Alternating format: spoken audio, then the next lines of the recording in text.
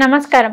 ఆషాఢ మాసంలో ప్రారంభమయ్యే వారాహి నవరాత్రులను ఏ విధంగా జరుపుకోవాలి, అలాగే అమ్మవారిని ఏ విధంగా పూజించాలి అనే వాటన్నిటి గురించి అయితే మనం చాలా యూట్యూబ్ ఛానల్స్లోనే తెలుసుకొని ఉంటాం. కానీ ఎవరికి తెలియని విషయాలను, వారాహి అమ్మవారిని ఏ విధంగా పూజించాలి, అలాగే అమ్మవారికి ఎటువంటి నైవేద్యం సమర్పించాలి, ఎటువంటి ధూపం సమర్పించాలి అనే ఎవరికి తెలియని విషయాలను, ఏ మీడియా రంగంలో తెలియచేయని విషయాలను తెలియచేయడానికి ఈరోజు స్టూడియోలో మనతో పాటు ఉన్నారు ప్రముఖ జ్యోతిష ఆధ్యాత్మికవేత్త బ్రహ్మశ్రీ నందిబట్ల శ్రీహరి శర్మ గురువు గారు. మరి గురువు గారితో మాట్లాడి విశేషాలు తెలుసుకుందాం. నమస్కారం గురువు గారు. వాగర్థ వివ సంపృక్తౌ వాగర్థ ప్రతిపత్తయే జగతః పితరౌ వందే పార్వతీ పరమేశ్వరౌ. సదాశివ సమారంభాం శంకరాచార్య మధ్యమాం అస్మదాచార్య పర్యంతం వందే గురు పరంపరాం. ఆదిత్యాయ చ సోమాయ మంగళాయ బుధాయ చ గురు శుక్ర శనిభ్యశ్చ రాహవే కేతవే నమః. శృంగేరి పీఠాధిపతులకి, కంచి పీఠాధిపతులకి నమస్కారములు తెలియజేసుకుంటూ కార్యక్రమాన్ని ప్రారంభిద్దాం.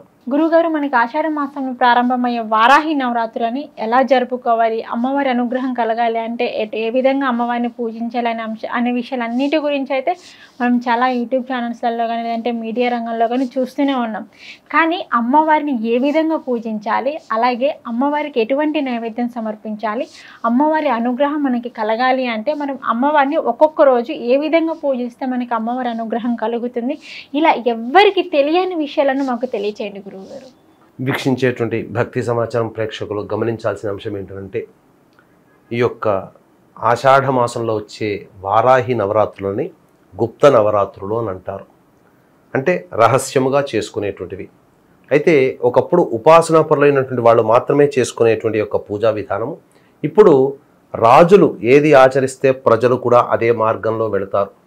కాబట్టి చాలామంది నాయకులు, మనల్ని పరిపాలించే నాయకులు ఈ యొక్క వారాహి పూజలు చేస్తూ ఉన్నారు. ఉదాహరణకి చూసుకున్నట్లయితే పవన్ కళ్యాణ్ గారు. మనకు దక్షిణ ప్రాంతంలో మాత్రమే ఇప్పుడు మనకు పవన్ కళ్యాణ్ గారు చేయడం ద్వారా చాలామందికి విశేషంగా ప్రాచుర్యంలోకి వచ్చింది. కానీ ఉత్తరాదిన అంటే నార్త్ సైడ్ ఉండేటువంటి స్టేట్స్లో ఉండే వాళ్ళు అందరూ కూడా మనం సంక్రాంతి పండుగ ఎట్లా జరుపుకుంటామో వాళ్ళు ఈ వారాహి నవరాత్రులు అంటే దసరా నవరాత్రులని మనం ఎంత గొప్పగా జరుపుకుంటామో వారాహి నవరాత్రుల్ని నార్త్ సైడ్ ఉన్నటువంటి వాళ్ళు, యూపీ కావచ్చు, బీహార్ వాళ్ళు కావచ్చు, ఢిల్లీ వాళ్ళు కావచ్చు, ఇలా వాళ్ళందరూ కూడా గొప్పగా జరుపుకుంటారు. అయితే ఈ వారాహి నవరాత్రులకు సంబంధించినటువంటి పూజా విధానము, అమ్మవారికి గోత్రనామాదులు సంకల్పం చేసుకోవడం, గణపతి పూజ చేసుకోవడం, అర్చించడం, షోడశోపచార పూజ లేదా పంచోపచార పూజలు, అలాగే అష్టోత్తర పూజలు, ధూపము, దీపము, నైవేద్యము, ఇలా అన్నీ కూడాను ఈ ప్రసార మాధ్యమాల్లో చాలామంది మాలాంటి వాళ్ళు ఎంతోమంది మీకు తెలియచేశారు. కాకపోతే ఇప్పటి వరకు కూడా ఎవ్వరికీ తెలియనటువంటి కొన్ని రహస్యమైనటువంటి విధానాలు ఉన్నాయి. అంటే ఆ విధానాలు మనం రోజు చేసేటివే, కానీ చక్కగా అమ్మవారికి నైవేద్యం ఏది ప్రీతికరం, అలాగే ధూపం ఏ రకమైనటువంటి వస్తువులతో ధూపం వేయాలి, అమ్మవారికి ముఖ్యంగా ఉదయం సాయంత్రం ఎలా పూజించుకోవాలనే విషయాలు, సమగ్రమైనటువంటి విషయాలతో పాటుగా ఏ రోజు ఏ అమ్మవారు ఏ రూపంలో ఉంటుంది అనగా కిరాత వారాహి, ధూమ్ర వారాహి, శ్వేత వారాహి, స్వప్న వారాహి, ఉన్మత్త వారాహి, వార్తాళి వారాహి, ఇలా చెప్పుకుంటూ పోతే 9 రకాలైనటువంటి వారాహి దేవతలు ఉంటారు. ఒక్కొక్క రోజు ఏ రూపంలో ఉంటుందనేటువంటి విషయాన్ని మీకు పూర్తిగా సమాచారం క్లుప్తంగా అందించడానికి ప్రయత్నం చేస్తాము.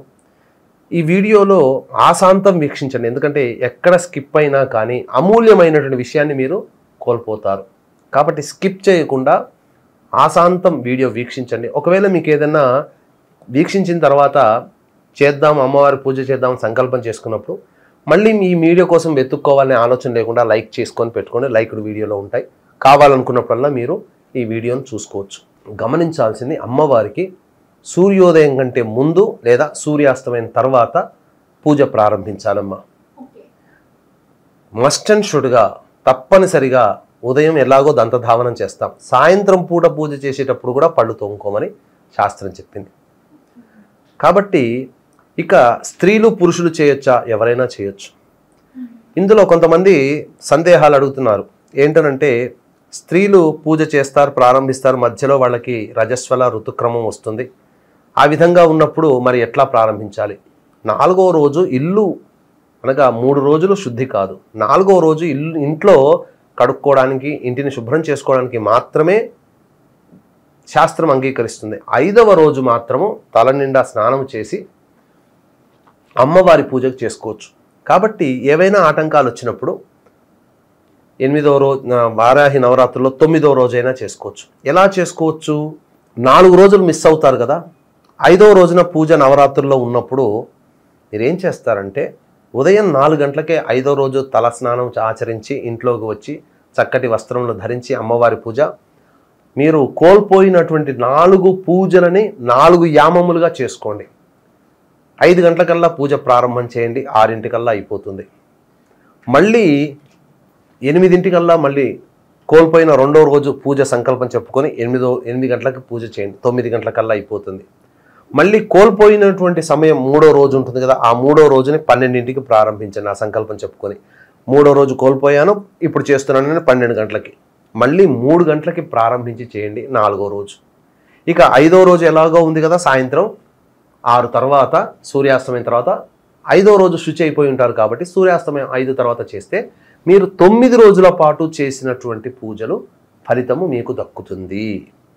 ఇక వీక్షించేటువంటి భక్తి సమాచారం ప్రేక్షకులు గమనించాల్సినటువంటి ప్రధానమైనటువంటి అంశం ఏంటంటే ఎన్నో పూజా విధానాలు అన్నీ కూడా మీకు ప్రసార మాధ్యమాలుగా తెలిసాయి. కానీ అమ్మవారికి దీపారాధన సాధారణంగా ఇంట్లో చేసుకుంటే అఖండ దీపం చేసుకోవచ్చు, శక్తి లేని వాళ్ళు మామూలు దీపారాధన అయినా చేసుకోవచ్చు. కాకపోతే కందగడ్డలో దీపారాధన చేసినట్లయితే అమ్మవారు చాలా సంతోషిస్తుందట. అందుకనే కొత్తగా కందగడ్డను తెచ్చుకుని వచ్చి శుచిగా కడిగి పైన ఉన్నటువంటి చెక్కు తీసేసి పైన దీపం ఎలా అయితే ఆకారం ఉంటుందో కందగడ్డని ఆకారంగా చేసి అందులో అఖండ దీపారాధన లేదా మామూలు దీపారాధన చేసుకొని అమ్మవారికి ప్రతిరోజు ఈ కందగడ్డలో దీపారాధన చేస్తేనట చాలా సంతోషిస్తుందట. ఇక అమ్మవారిని అర్చించే విధానంలో నీలిరంగు పుష్పాలు చాలా ప్రత్యేకతని ఉన్నాయి. శంకుపుష్పి పూలు తెచ్చుకోవచ్చు, చామంతిలో నీలిరంగు పుష్పాలు దొరుకుతాయి, ఆ పుష్పాలతో అమ్మవారిని అర్చిస్తే, అలాగే విప్ప పూలతో అమ్మవారిని అర్చిస్తే చాలా సంతోషిస్తుందట. ఇక అమ్మవారికి పెట్టవలసినటువంటి నైవేద్యంలో ప్రధానముగా కందగడ్డ, చిలకడ దుంప, పనస పండు, అలాగే బెల్లం పానకం, దానిమ్మ గింజలు, విప్ప పూలు మరియు నువ్వులు, ఆవునేతి, ఇలాచీ పొడితో చేసినటువంటి నువ్వుల లడ్డూలు, ఈ 7 గనక అమ్మవారికి ప్రతిరోజు గనక నైవేద్యం పెడితే అమ్మవారు చాలా సంతోషిస్తుందట. బెల్లం పానకం ఖచ్చితంగా ఉండాలి. ఇక ఈ ప్రసాదాన్ని కుటుంబ సభ్యులందరూ తినవచ్చు, అందరికీ కూడా పంచవచ్చు. ఇక ముఖ్యంగా అమ్మవారికి నైవేద్యం ఇచ్చిన తర్వాత తాంబూలం, ఈ తాంబూలంలో పచ్చకర్పూరము, యాలకులు, లవంగాలు, ఇలాచీలు, జాజికాయ, జాపత్రి, జూబాది ఇలా పరిమళ ద్రవ్యాలు కలిగినటువంటిది అమ్మవారికి తాంబూలంలో తమలపాకులో 3 తమలపాకుల్లో పెట్టాలి. అందులో 2 తమలపాకులు పెడతారు. దేవతా పూజలకి ఎప్పుడూ 3 తమలపాకులు పెట్టాలి. పెట్టి అమ్మవారికి తాంబూలం సమర్పించి పూజ చేసేవాళ్ళు ఆ తాంబూలాన్ని సేవనం చేయవచ్చు. ఇక ఉదయం పూజ చేసాం, సాయంత్రం కూడా పూజ చేయాలంటే సాయంత్రం దీపారాధన చేయండి, మళ్ళీ ఉదయానికే పూజ చేసుకోండి. లేదు సాయంత్రం అలవాటు ఉన్న వాళ్ళు సాయంత్రం పూజ చేసి ఉదయానికి మళ్ళీ దీపారాధన చేయండి, సాయంత్రం పూటనే పూజ చేసుకోండి. ఇక గమనించుకున్నట్లయితే ప్రధానంగా అమ్మవారికి ధూపము అంటే చాలా సంతోషిస్తుందట అమ్మవారు. ఈ ధూపాన్ని గనక మీరు ఇంట్లో దొరికే వస్తువులనే మీరు పెట్టుకోవచ్చు. మామూలుగా అమ్మవారికి ధూపదీప నైవేద్యం అన్నప్పుడు ధూపం అనగానే అగరబత్తులు, లేకపోతే సాంబ్రాణి, గుగ్గిలము ఇలా ఇంట్లో లేదా షాప్లో దొరికేటివన్నీ సాధారణంగా పెడతారు. అభిషేక ప్రియో శివ, అలంకార ప్రియో విష్ణు, ధూపో ప్రియ అమ్మవారు. అభిషేకం చేస్తే ఈశ్వరుడు సంతోషిస్తాడు. వెంకటేశ్వర స్వామి అదే విష్ణువుకి ఎంత అలంకారం చేస్తే అంత ఉప్పొంగిపోతాడు. కానీ అమ్మవారికి ధూపం వేస్తేనే అమ్మవారు ధూపం, ఆ ధూపంతోనే అమ్మవారు సంతోషిస్తుందట. కాబట్టి ఈ వారాహి దేవత ఎవరు? తామస దేవత, ఉగ్రదేవత. కాబట్టి ఈ అమ్మవారికి వాడబడేటువంటి వస్తువులన్నీ కూడాను రజోగుణము తమో గుణంతో ఉంటాయి. పనసపండు అధిక వేడి చేస్తుంది నైవేద్యంలో, కందగడ్డ వేడే, అలాగే విప్పపూలు అవి కూడా ఒక రకమైన తమో గుణాన్ని ప్రసాదిస్తుంది. అయితే ఇంతకుముందు మనం చెప్పుకున్నట్టుగా దీపారాధన కందగడ్డతో చేయమని చెప్పాం కదమ్మా. ఆ దీపారాధనకి వాడవలసిన నూనె కూడా విప్ప నూనెతో చేస్తే ఇంకా సంతోషిస్తుందట. కాబట్టి ఈ విధంగా మీరు పూజా విధానాల్లో మీకు అన్నీ తెలిసి ఉంటాయి, ఇప్పుడు ఎంతో ద్వారా తెలుసుకుని ఉంటారు. కాబట్టి ఇప్పుడు చెప్పినటువంటి విషయాల్ని మీరు ప్రత్యేకంగా చేసుకుంటే కనుక తప్పకుండా మీరు పూజ మీకు అనంతమైనటువంటి పుణ్యఫలాన్ని మీరు వారాహి అమ్మవారి ద్వారా పొందుతారు. వారాహి అమ్మవారు అంటే ఎవరంటే సాక్షాత్తు లక్ష్మీ అవతారం. ఎందుకంటే వరాహస్వామి అవతారం విష్ణువు, వారాహి అమ్మవారు లక్ష్మీ అవతారం. కాబట్టి ఈ అమ్మవారిని పూజించినటువంటి వాళ్ళకి అఖండ లక్ష్మీ ప్రాప్తి కలుగుతుంది, శత్రు సమస్యలు తీరుతాయి, అలాగే ముఖ్యంగా కోర్టు సమస్యలు తీరుతాయి, భయం అనేటువంటిది మనిషికి ఉండదు, ధైర్యంగా నిలబడగలుగుతాడు. ఇంకా చెప్పాలి అనంటే సొంత ఇంటి కల కావాలనే కోరిక ఉంటుంది కదమ్మా, అటువంటి వాళ్ళకి ఆ సొంత ఇంటి కల కూడా నెరవేరుతుంది. కాబట్టి ఇన్ని రకాలైనటువంటి ప్రయోజనాలు ఈ యొక్క వారాహి అమ్మవారిని పూజ చేయడం ద్వారా కలుగుతుంది. కాబట్టి దీన్ని దృష్టిలో పెట్టుకుని ఈ యొక్క 9 రోజుల పాటు పూజ చేసుకున్న వాళ్ళు, ఎట్లాగో బ్రాహ్మణుని పిలిపించి హోమం చేసుకోలేని వాళ్ళు ఉంటారు.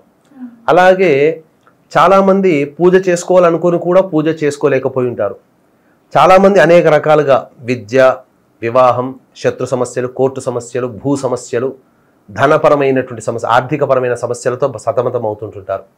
ముఖ్యంగా వివాహం, అటువంటి సమస్యలతో బాధపడేటువంటి వారికి దైవానుగ్రహం, వారాహి అమ్మవారి అనుగ్రహం సంపూర్ణంగా కలిగించడం కోసమే 15వ తారీఖు రోజున మా పీఠం ఆధ్వర్యంలో రాత్రి 9 గంటలకి వారాహి మరియు రాజశ్యామల, బగళాముఖి, ప్రత్యంగిర హోమాది కార్యక్రమాలు కేవలం 1500 రూపాయల రుసుముకి గోతనామాలతో చేయించడం జరుగుతుంది. కాబట్టి అవకాశం ఉన్న వాళ్ళు కార్యక్రమ తదనంతరం కాంటాక్ట్ చేసి పూర్తి వివరాలు తెలుసుకోవచ్చు. ఇక ముఖ్యంగా అమ్మవారికి నైవేద్యం గురించి మనం చెప్పుకున్నాం, ఏం పెట్టాలి, ఏ వస్తువులు ప్రతిరోజు. అలాగే అమ్మవారికి ధూపం గురించి ఇప్పుడు చెప్పుకుందాం. ఎందుకనంటే ఆసక్తిగా వినాలి కదా వాళ్ళు. మీ కార్యక్రమం ఆశాంతం అమూల్యమైనటువంటి విషయాలు మనం చెప్పుకుంటున్నాం. చాలా ప్రత్యేకమైనది అమ్మవారికి ధూపం.